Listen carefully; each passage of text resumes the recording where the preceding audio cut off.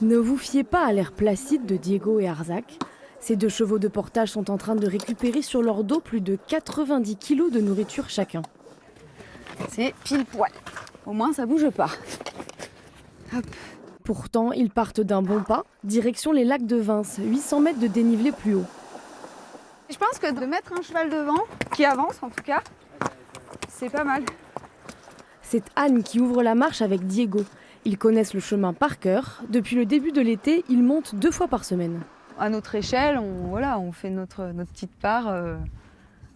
C'est un peu revenir aussi aux traditions comme avant. Quand il n'y avait pas encore d'hélicoptère, les ravitaillements se faisaient à dos d'ânes, de mules ou de chevaux. Parce qu'avant Anne et ses chevaux, le ravitaillement du refuge, c'était 6 rotations d'hélicoptères au cours de l'été. Alors cette année, le refuge et le parc national ont fait appel à une association de portage.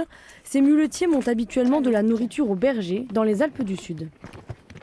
Muletier, pour moi, c'est un métier d'avenir.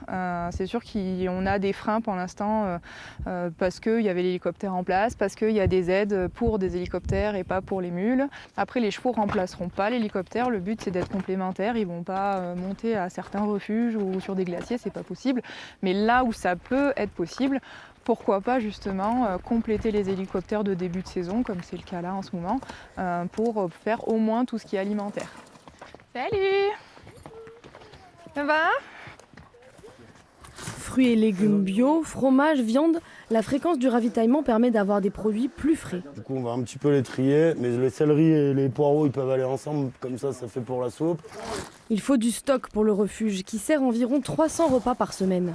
Cette année est un test pour les gardiens, ce sont eux qui rémunèrent l'association de portage.